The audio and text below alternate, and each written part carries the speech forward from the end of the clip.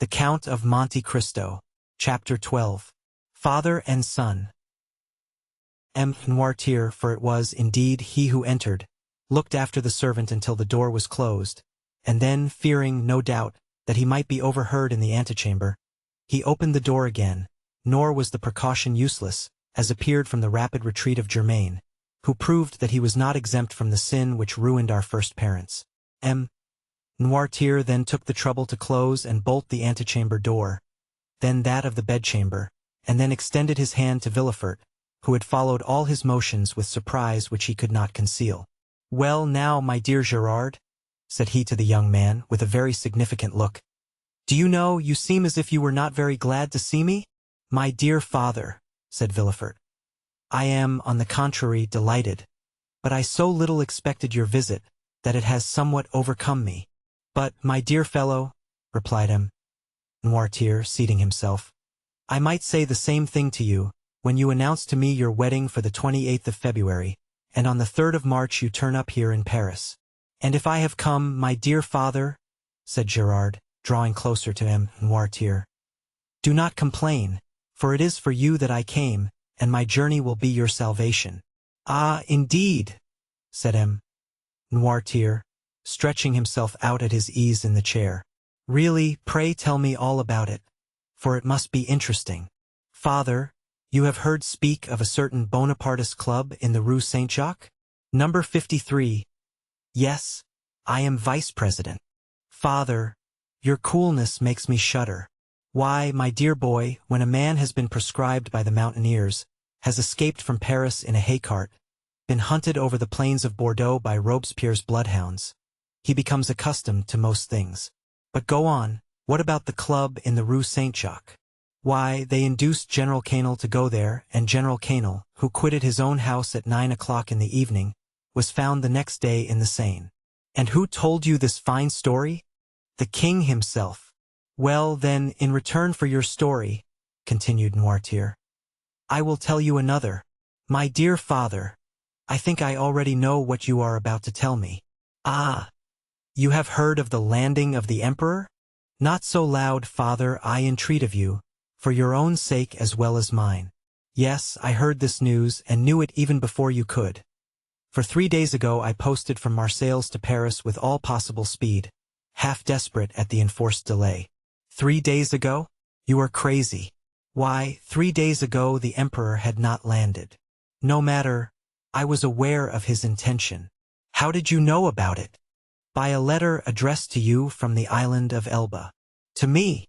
"To you, and which I discovered in the pocketbook of the messenger. Had that letter fallen into the hands of another, you, my dear father, would probably ere this have been shot." Villefort's father laughed. Come," said he. "Will the Restoration adopt imperial methods so promptly?" "Shot, my dear boy? What an idea! Where is the letter you speak of? I know you too well to suppose you would allow such a thing to pass you. I burnt it, for fear that even a fragment should remain, for that letter must have led to your condemnation." "And the destruction of your future prospects," replied Noirtier. "Yes, I can easily comprehend that, but I have nothing to fear while I have you to protect me." "I do better than that, sir. I save you." "You do? Why, really, the thing becomes more and more dramatic. Explain yourself." "I must refer again to the club in the Rue Saint-Jacques. It appears that this club is rather a bore to the police. Why didn't they search more vigilantly? They would have found. They have not found, but they are on the track." "Yes, that's the usual phrase. I am quite familiar with it. When the police is at fault, it declares that it is on the track, and the government patiently awaits the day when it comes to say, with a sneaking air, that the track is lost." "Yes, but they have found a corpse. The general has been killed, and in all countries they call that a murder." "A murder, do you call it? Why, there is nothing to prove that the general was murdered. People are found every day in the Seine, having thrown themselves in, or having been drowned from not knowing how to swim." "Father, you know very well that the general was not a man to drown himself in despair, and people do not bathe in the Seine in the month of January. No, do not be deceived. This was murder in every sense of the word. And who thus designated it? The king himself. The king. I thought he was philosopher enough to allow that there was no murder in politics. In politics, my dear fellow, as well as I do, there are no men but ideas, no feelings but interests. In politics we do not kill a man, we only remove an obstacle, that is all.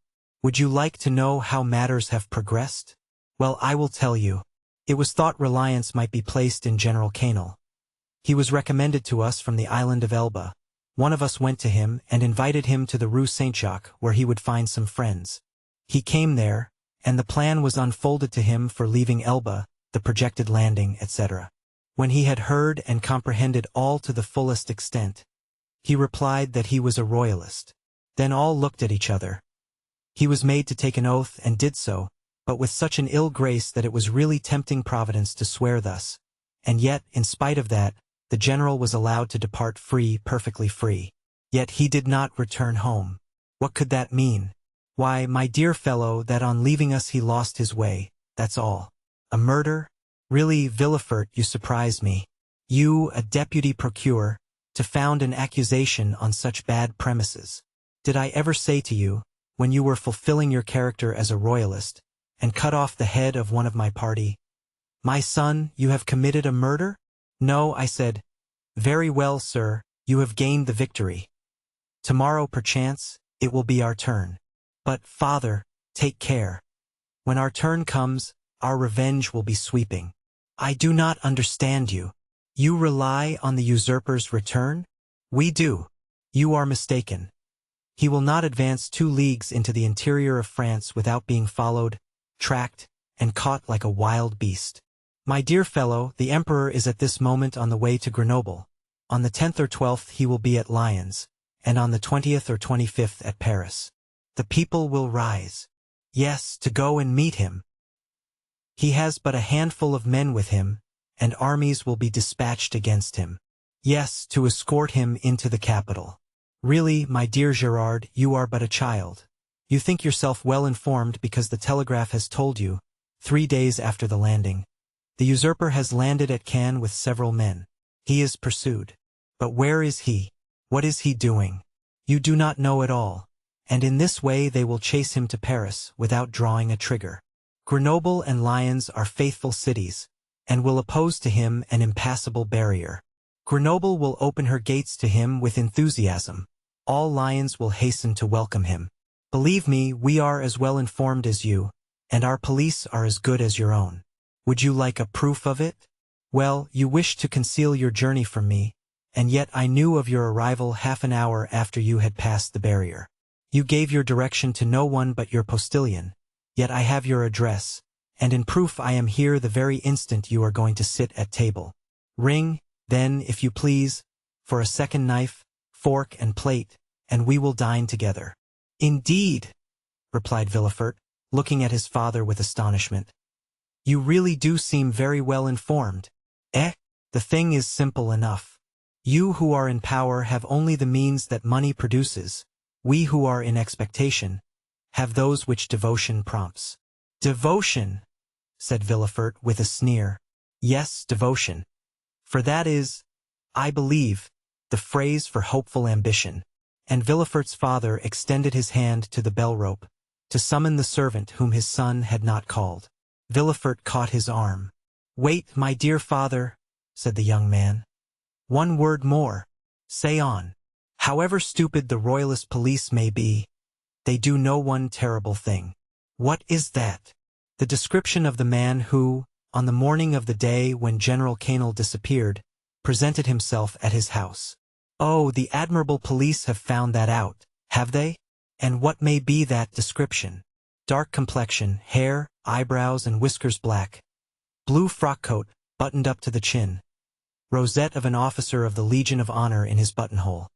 A hat with wide brim and a cane. Ah, ha, that's it, is it? Said Noirtier. And why, then, have they not laid hands on him? Because yesterday, or the day before, they lost sight of him at the corner of the Rue Coq-Heron. Didn't I say that your police were good for nothing? Yes, but they may catch him yet. True, said Noirtier, looking carelessly around him. True, if this person were not on his guard as he is. And he added with a smile, He will consequently make a few changes in his personal appearance. At these words he rose and put off his frock coat and cravat, went towards a table on which lay his son's toilet articles, lathered his face, took a razor and, with a firm hand, cut off the compromising whiskers. Villefort watched him with alarm not devoid of admiration. His whiskers cut off, Noirtier gave another turn to his hair, took, instead of his black cravat, a colored neckerchief which lay at the top of an open portmanteau, put on, in lieu of his blue and high-buttoned frock coat, a coat of Villefort's of dark brown, and cut away in front. Tried on before the glass a narrow-brimmed hat of his son's, which appeared to fit him perfectly, and, leaving his cane in the corner where he had deposited it, he took up a small bamboo switch, cut the air with it once or twice, and walked about with that easy swagger which was one of his principal characteristics. "Well," he said, turning towards his wondering son, when this disguise was completed, "well, do you think your police will recognize me now?" "No, father," stammered Villefort. "At least, I hope not. And now, my dear boy," continued Noirtier, "I rely on your prudence to remove all the things which I leave in your care." "Oh, rely on me," said Villefort. "Yes, yes, and now I believe you are right, and that you have really saved my life. Be assured I will return the favor hereafter." Villefort shook his head. "You are not convinced yet? I hope at least that you may be mistaken. Shall you see the king again? Perhaps. Would you pass in his eyes for a prophet? Prophets of evil are not in favor at the court, father." "True, but some day they do them justice. And supposing a second restoration, you would then pass for a great man." "Well, what should I say to the king?" "Say this to him: Sire, you are deceived as to the feeling in France, as to the opinions of the towns, and the prejudices of the army. He whom in Paris you call the Corsican ogre, who at Nevers is styled the usurper, is already saluted as Bonaparte at Lyons and Emperor at Grenoble. You think he is tracked, pursued, captured. He is advancing as rapidly as his own eagles. The soldiers you believe to be dying with hunger, worn out with fatigue, ready to desert, gather like atoms of snow about the rolling ball as it hastens onward. Sire, go, leave France to its real master, to him who acquired it, not by purchase, but by right of conquest. Go, sire, not that you incur any risk, for your adversary is powerful enough to show you mercy, but because it would be humiliating for a grandson of St. Louis to owe his life to the man of Arcola, Marengo, Austerlitz. Tell him this, Gerard, or, rather, tell him nothing. Keep your journey a secret. Do not boast of what you have come to Paris to do or have done. Return with all speed. Enter Marseilles at night and your house by the back door, and there remain, quiet, submissive, secret, and, above all, inoffensive. For this time, I swear to you, we shall act like powerful men who know their enemies. Go, my son, go, my dear Gerard, and by your obedience to my paternal orders, or, if you prefer it, friendly counsels, we will keep you in your place. This will be," added Noirtier with a smile, "one means by which you may a second time save me, if the political balance should some day take another turn, and cast you aloft while hurling me down. Adieu, my dear Gerard, and at your next journey alight at my door." Noirtier left the room when he had finished, with the same calmness that had characterized him during the whole of this remarkable and trying conversation. Villefort, pale and agitated, ran to the window, put aside the curtain, and saw him pass, cool and collected, by 2 or 3 ill-looking men at the corner of the street, who were there, perhaps, to arrest a man with black whiskers, and a blue frock-coat and hat with broad brim. Villefort stood watching, breathless, until his father had disappeared at the Rue Bussy. Then he turned to the various articles he had left behind him, put the black cravat and blue frock-coat at the bottom of the portmanteau, threw the hat into a dark closet, broke the cane into small bits and flung it in the fire, put on his traveling cap and, calling his valet, checked with a look the 1,000 questions he was ready to ask, paid his bill, sprang into his carriage, which was ready, learned at Lyons that Bonaparte had entered Grenoble, and in the midst of the tumult which prevailed along the road, at length reached Marseilles, a prey to all the hopes and fears which enter into the heart of man with ambition and its first successes.